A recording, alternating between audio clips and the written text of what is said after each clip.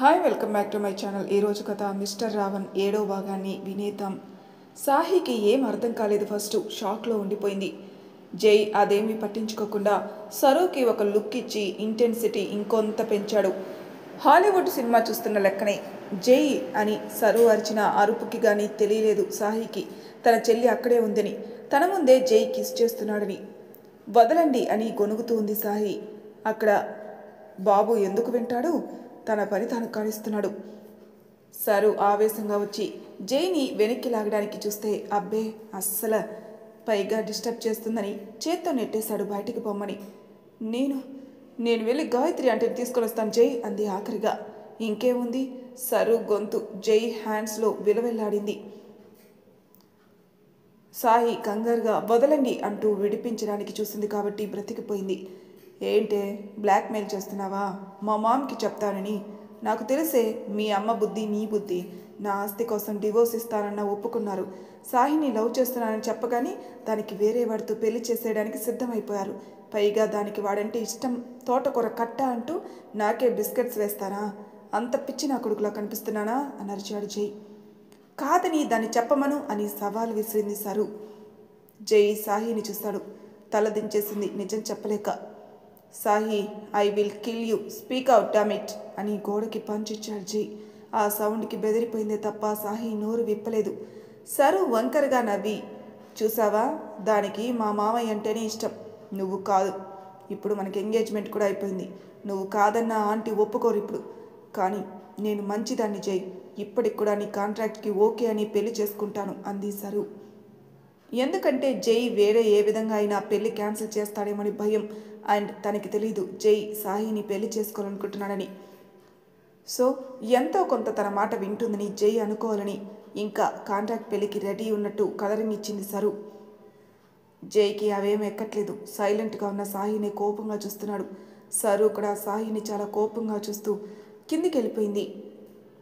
ఆ చూపులకు అర్థం తెలిసిన సాహి, ఏం చేస్తున్నారు సార్ అసలు మీరు? ఎందుకు నన్ను ఇలా టార్చర్ చేస్తున్నారు అని చేతుల్లో మొహం దాచుకుని ఏడుస్తుంది.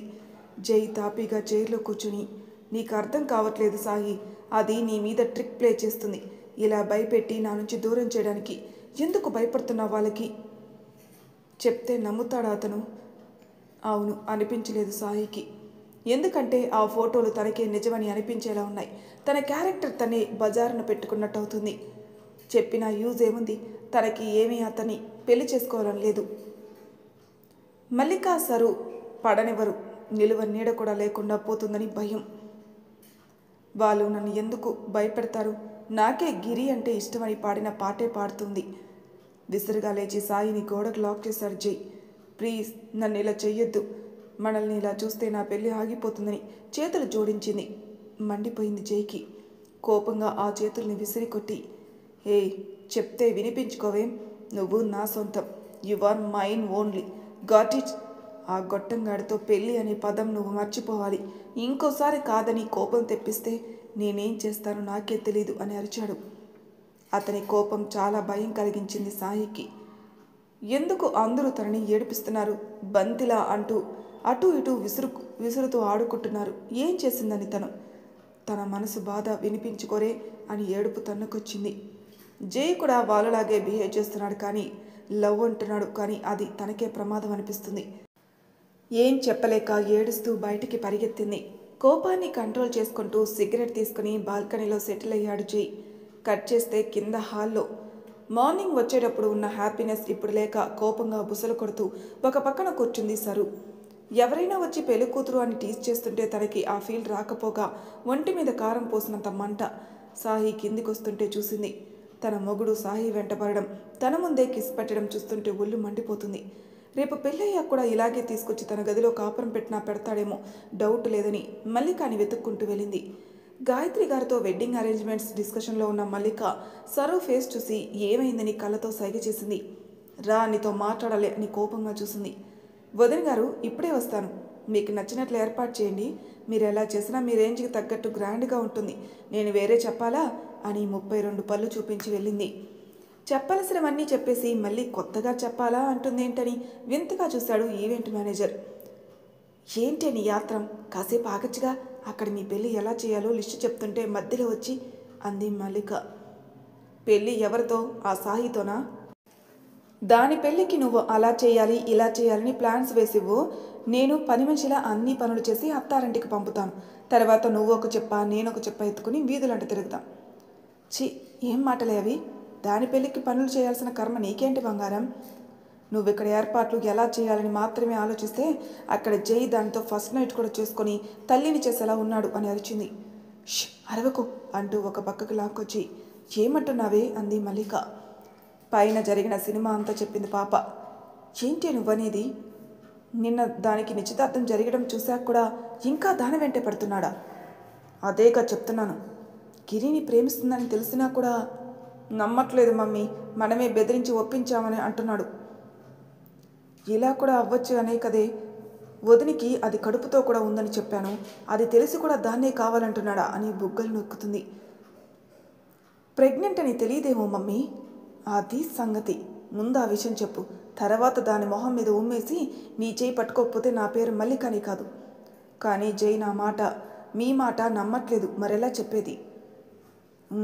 అది నిజమే. ఈ వదిన ఎందుకు చెప్పలేదో ఏంటో. ఏం చేద్దాం అంటావు? నన్ను అడుగుతావేంటి?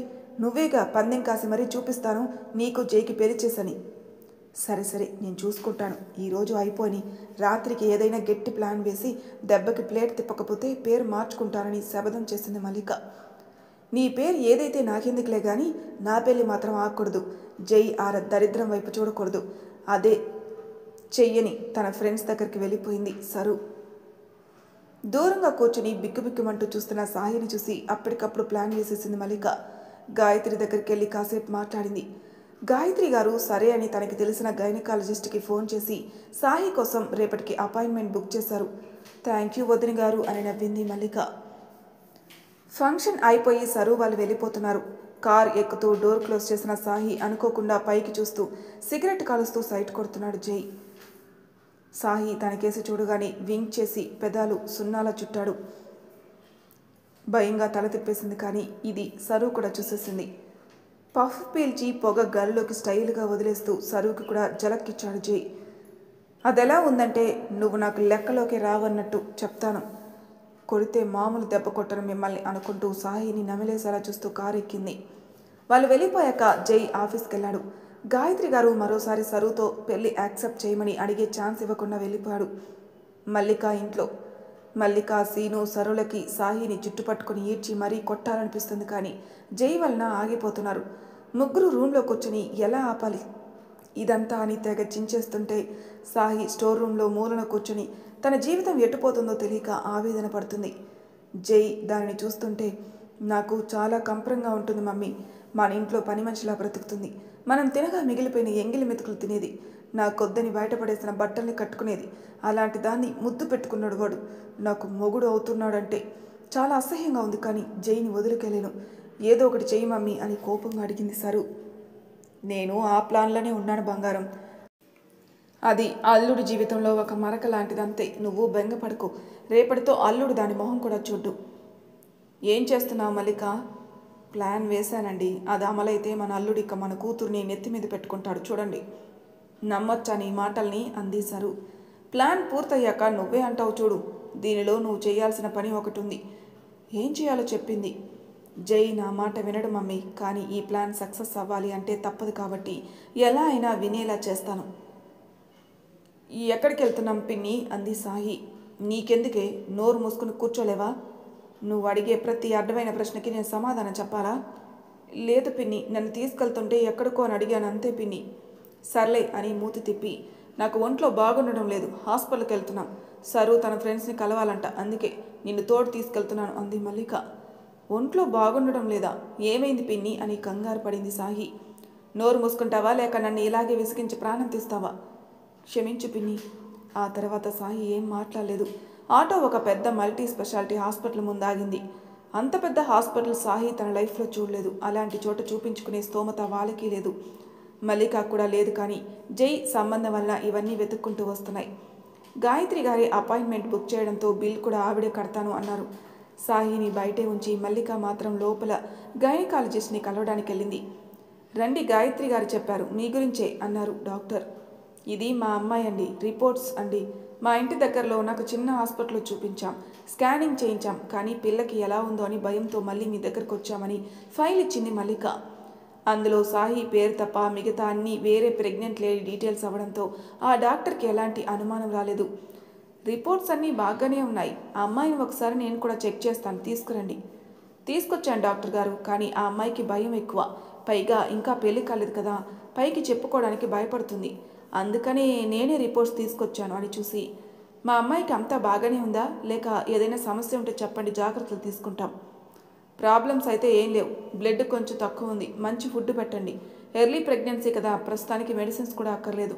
మరో విషయం, తప్పు చేసే ముందు చేయాల్సిన ఆలోచన బిడ్డ కడుపులో పడ్డాక చేస్తే ఉపయోగం ఏముంది?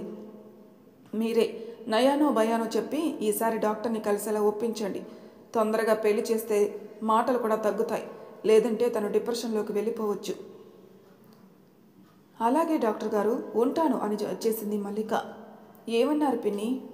ఏమంటారు, మందులు వాడమన్నారు అని అంటూ చుట్టుపక్కల గుడ్లగోబలా చూస్తూ నెమ్మదిగా నడుస్తుంది మల్లిక. ఒంట్లో బాగులేక సరిగా నడవలేకపోతుందేమో అని జాలిపడి సాయి కూడా స్లోగానే వెళ్తుంది. అంతకు సరిగ్గా అరగంట ముందు ఆఫీస్లో వర్క్ చేసుకుంటున్న జైకి ఫోన్ చేసింది సరు. లిఫ్ట్ చేయలేదు. వదులుతుందా? బంకలాగా పట్టుకుని వేలాడే టైప్ కదా. విసుక్కోకుండా చూస్తూనే ఉంది. కోపంగా ఫోన్ ఎత్తి, ఏయ్ ఒక్కసారి కట్ చేస్తే అర్థం కదా, ఎందుకే విసిగిస్తున్నావు అని అరిచాడు జై. సారీ జై, బిజీగా ఉన్నావని అనుకోలేదు. నాకు బోర్ కొడుతుంది జై, ఇంట్లో ఎవరు లేరు, అందుకే నీతో కాసేపు మాట్లాడదామని చేశాను. సరు అనుకున్నట్టే ఇంట్లో ఎవరూ లేరా? సాహి ఏమైందని అని అడిగాడు జై. నాకు తెలుసు జై, నువ్వు ఇదే అడుగుతావని, అందుకే బయటికి వెళ్దామని కాకుండా ఇలా చెప్పాను అనుకుని. మమ్మీ సాహి హాస్పిటల్కి వెళ్ళారు. కాదు, షాపింగ్కి వెళ్ళారు అంది కంగారు నటిస్తూ. అనుమానం వచ్చింది జైకి. ఏంటి అన్నాడు. అవును జై. ఎక్కడికి వెళ్ళారు? హో షాపింగ్ జై, షాపింగ్ అని నొక్కి చెప్పింది.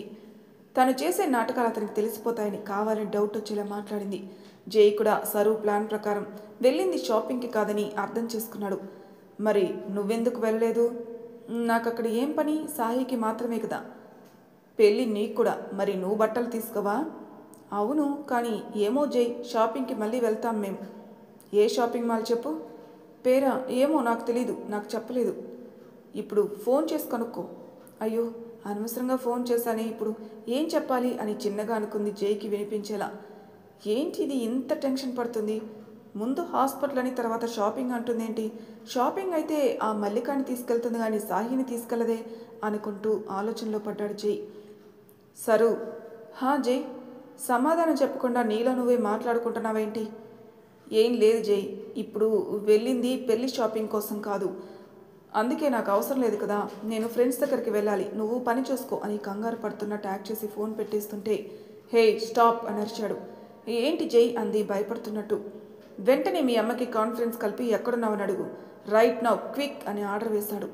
సాహిని తీసుకెళ్ళిందంటే అతనికి ఎందుకో అనుమానం, భయం కలుగుతున్నాయి. తెలుసుకోకుండా ఉండలేకపోయాడు. నేను కనుక్కొని మళ్ళీ చేస్తానులే జై అంది సరు. నో, కాన్ఫరెన్స్ మాత్రమే కలుపు, నేను ఉన్నట్టు చెప్తే తోలు తీస్తాను చెయ్యి అని కసిరాడు.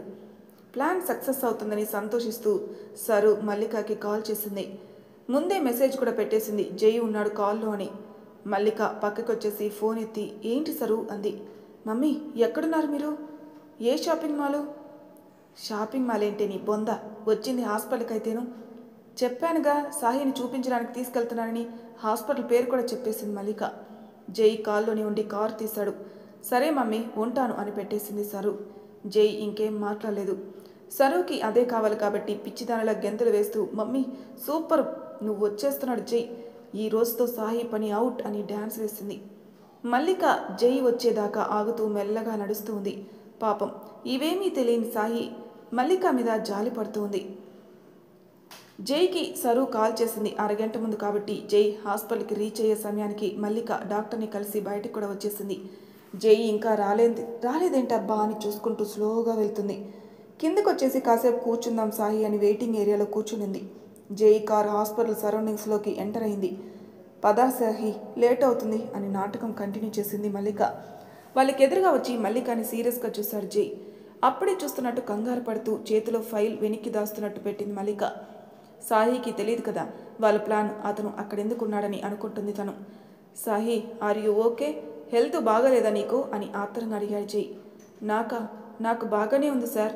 పిన్నికి ఒంట్లో బాగోలేక వచ్చాం. అవును అల్లుడు గారు, అవును, నాకే బాగుండడం లేదు అని కావాలని కంగారు నటించింది మల్లిక.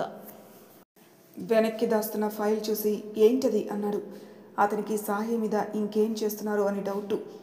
అబ్బే ఏం లేదు ఇంకా దాచింది మల్లిక. ఎవరికైనా అనుమానం ఖచ్చితంగా పెరుగుతుంది కదా. జై కూడా అంతే. సరుతో కాల్ మాట్లాడినప్పుడు సాహిని తీసుకొచ్చానంది కదా మల్లిక. ఇప్పుడేమో నేను చూపించుకోవడానికి అంటుంది. సో నమ్మే ఛాన్సే లేదు. ఇటివ్వండి అన్నాడు. ఏం లేదు అల్లుడు గారు, నావే రిపోర్ట్సు. ఇంకొంచెం పనుంది, మాకు వెళ్ళాలి అంది. పద సాహి.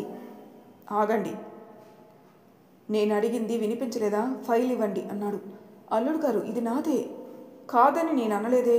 ఇవ్వడానికి ఏంటి ప్రాబ్లం అని అంటుంటే సాహి అయోమయంగా చూస్తుంది. ఇది లేడీస్ ప్రాబ్లం గురించి అల్లుడు గారు. జెంట్స్ తెలుసుకోకూడదని రూల్ లేదంటూ లాక్కోవడానికి చూశాడు. వెంటనే ఇచ్చేస్తే తెలిసిపోతుంది కదా ఇవ్వనట్టు యాక్టింగ్ చేసింది. అది ఇద్దరి చేతుల నుంచి జారి కింద పడింది. ఆ పేపర్స్ మీద సాహి పేరు, ఫీటస్ స్కానింగ్ ఫొటోస్ కింద పడ్డాయి. Sahi జైకి current shock కొట్టినట్టయింది. మల్లిక హ్యాపీనెస్ అంతా ఇంత కాదు. వాళ్ళు క్లియర్గా చూశాక గబగబా అవి తీసి సర్దేసింది. జై మళ్ళీ లాక్కుని చూశాడు. మదర్ సాహి, ఫాదర్ గిరి అని ఉన్నాయి పేర్లు. అతని కళ్ళు రౌద్రంగా మారిపోయాయి. సాహిని మంటలతో కాల్చేస్తున్నట్టు చూశాడు. సాహి ఏడ్చేస్తుంది పాపం ఏమీ తెలియక. అల్లుడు గారు అంటూ మల్లిక ఏదో చెప్పడానికి ట్రై చేసింది కానీ ఛాన్స్ ఇవ్వలేదు జై. సాహి రెక్క పట్టుకుని ఏంటివి అన్నాడు రూఫ్ అదిరేలా. వచ్చిపోయే విజిటర్స్ ఆగి మరీ చూస్తున్నారు. నాకు తెలీదు అంది సాహి వెక్కుతూ. తెలీదంటే ఏంటివి? నువ్వు వాడితో పడుకున్నావా అన్నాడు. ఆ మాట సాహిని కత్తితో చీల్చేసినట్టు అనిపించింది. అందరూ తననే చూస్తున్నారు. మల్లిక వంకరగా నవ్వుతూ అది తన ప్లానే అని సాహికి అర్థమయ్యేలా చేసింది. సాహి పరిస్థితి అగమ్యాచారంగా ఉంది. చెప్పవే, వాడితో పడుకుని కడుపు తెచ్చుకున్నావా? దవడ బిగిస్తూ కోపంగా అడిగాడు. అల్లుడు గారు అందరూ చూస్తున్నారు అంది మల్లిక. అసలు పట్టించుకుంటేనే కదా జై. సాహి అడుగుతుంది నిన్నే, మాట్లాడు అని వార్న్ చేస్తుంటే వెక్కుతూ మల్లికని చూసింది సాహి. చీర కొంగులో నుంచి ఫోటోలు చూపిస్తూ అవునని చెప్పమన్నట్టు సైగ చేసింది. ఏది చెప్పి బెదిరించిందో అదే చేసేశాక ఇక ఒప్పుకొని ఎలా మాట్లాడుతుంది కానీ సున్నితమైన మనసు మాత్రం చాలా గాయపడింది. అందరూ తనని హేళన చూపులతో చూస్తుంటే ఇంకొక నిమిషం అక్కడ ఉండలేక జై చేతుల్ని విడిపించుకుని బయటికి పరిగెత్తింది. సాహి స్టాప్ దర్ అరుస్తున్న జై మాటలు వినిపించుకోలేదు. అల్లుడు గారు, ఆడపిల్ల పరువు బజారున పెట్టడం ఏవైనా బాగుందా అసలు? అది మా ఇంటి బిడ్డ అని తప్పు చేసినా ఎవరికి తెలియకుండా పెళ్లి చేసి పంపాలనుకున్నాం. కానీ మీరు దాని పరువును తీసేశారు. ఇందుకే బాబు, పెద్దవాడైనా నా తమ్ముడికే సాహినిచ్చి పెళ్లి చేస్తున్నాను. మీకు ఈ విషయం తెలియక సరుని నానా మాట్లాడినారట. పాపం అది తన అక్క చేసిన తప్పుని బయటికి చెప్పలేక మీతో మాటలు అనిపించుకొని రాత్రంతా ఏడుస్తూనే ఉంది. మంచినీళ్ళు కూడా ముట్టలేదు ఇంతదాకా. ఇప్పటికైనా అర్థం చేసుకోండి. సాహికి నా తమ్ముడంటే ఎంత ఇష్టం ఉంటే పెళ్లి కాకుండానే ఇంత దూరం వెళ్తుంది. తనకి నచ్చిన వాడిని ఇచ్చి పెళ్లి చేస్తున్నాం మేము, తెలుసుకోండి. మీ ఆస్తి కోసం కాదు నా కూతురు మిమ్మల్ని పెళ్లి చేసుకుంటారనేది. ప్రేమించింది కాబట్టి. మీరు దానిని చీ అంటున్నా భరిస్తుంది అంటే మిమ్మల్ని ప్రేమించిన కారణమే. లేకపోతే ఏ ఆడపిల్ల ఒప్పుకుంటుంది తన ముందే ఇంకొకరి మీద మోజు చూపించే అబ్బాయిని అంటూ సరువు మీద సాఫ్ట్ ఫీలింగ్ పుట్టించి చల్లగా జారుకుంది మల్లిక. మండే గోళాల్లాంటి కళ్ళతో గైనిక్ ఫ్లోర్కి వెళ్ళాడు జై. ఆ టైంకి డ్యూటీలో ఉన్న ఒకే ఒక్క డాక్టర్ గాయత్రి గారి ఫ్రెండ్ అని తెలుసుకుని వెళ్ళి కలిశాడు. సాహి గురించి ఆ జైను అడిగేది అన్నారు డాక్టర్. అవునా ఆంటీ, తను నిజంగా ప్రెగ్నెంటేనా? ఎస్ జై, కానీ పెళ్ళి కూడా కాలేదు ఇంకా. అప్పుడే తొందరపడిపోయింది. ఆ భయంతో డాక్టర్ని కలవడానికి కూడా భయపడుతుందంట పాపం. రిపోర్ట్స్ చూసి పంపించాను అన్నారు. సాహి వాళ్ళ రిలేటివ్ అనుకున్నారు ఆవిడ. So no issues. డాక్టర్ని కలవడానికి కూడా సిగ్గుపడిందంటే సాహి ప్రవర్తన అలానే ఉంటుందని జైకి తెలిసి అదే నిజమని నమ్మేశాడు. ఇంకేం మాట్లాడకుండా వచ్చేసి ఎక్కడికి వెళ్తున్నాడో తెలియకుండా డ్రైవ్ చేస్తున్నాడు. సిటీ శివార్లోకి వచ్చేసిన నిర్జన ప్రదేశంలో కారు ఆపి పెద్దగా సాహి అని అరిచేస్తాడు. తనని ఎవరో అగాధంలోకి తోసేసినట్టు ఫీల్ అవుతున్నాడు. గిరి అంటే ఇష్టమని సాహి చెప్పిన మాట అబద్ధమని బలంగా నమ్ముతున్నాడు ఇప్పటిదాకా. కానీ ఈ రిపోర్ట్స్ చూశాక అతని నమ్మకం బొమ్మైపోయింది. వాళ్ళకి భయపడి చెప్పట్లేదు, నిజంగానే ఇష్టం అనుకుంటున్నాడు. మొన్నటి రాత్రి తన కిస్ చేశాక సాహికి వామిటింగ్ అవ్వడం గుర్తుకొచ్చింది. జై చేసిన డ్రింక్ వల్ల వామిటింగ్ అయిందని సాహి చెప్పకపోవడం తనని అనుమానించేంత దూరం వెళ్తుందని ఆమె ఊహించి ఉండదు పాపం. పెళ్ళంటేనే ఇంట్రెస్ట్ లేని జై సాహి కోసం పెళ్లి చేసుకోవడానికి సిద్ధపడ్డాడు. అలాంటి అమ్మాయి తనని కాదని ఒక వర్స్ట్ ఫెలోకి ఎలా పెడిందో ఎంత ఆలోచించినా అర్థం అవ్వక పిచ్చెక్కిపోతుంది. కారు దిగి దొరికిన రాళ్ళని కాళ్ళతో తంతూ కారుని పిడిగుద్దులు గుద్దుతూ అలసిపోయి రోడ్డు మీద మోకాలపై కూర్చుండిపోయాడు. ప్రేమించిన పెయిన్ ఆ క్షణం తెలుస్తుంది జైకి. తనని కాదంది సాహి, కాదని ఇంకెవరినో ఇష్టపడుతుంది. తనకి అవకాశం కూడా లేక వాడితో బిడ్డను కనడానికి కూడా సిద్ధమైపోయిందని నమ్మడానికి జై నరకంగా ఉంది. అతని కన్నీళ్ళకి తోడవడానికి మెల్లగా వాన మొదలైంది. వర్షంలో తడుస్తూ కారుకి ఆనుకుని రోడ్డు మీద కూలబడిపోయాడు. కారులోనే ఉన్న ఫోన్ ఆగకుండా మోగుతుంది. గైనికి కాల్ చేసి చెప్పాక జైకి నిజం తెలిసిందని ఎలా ఉన్నాడు అని భయపడుతూ గాయత్రి గారు కాల్ చేస్తున్నారు. ఆవిడ భయపడినట్టే పిచ్చివాళ్ళు అరుస్తూ రోడ్డు మీద పడిపోయాడు. మరి తర్వాయి భాగంలో ఏం జరుగుతున్న ఎపిసోడ్లో తెలుసుకుందాం. అంతవరకు నా ఛానల్ సబ్స్క్రైబ్ చేయని వాళ్ళు ప్లీజ్ సబ్స్క్రైబ్ చేసుకోండి. లైక్ చేసి షేర్ చేయండి. మీ అభిప్రాయాలను కామెంట్ రూపంలో తెలియజేయండి. Thank you for listening.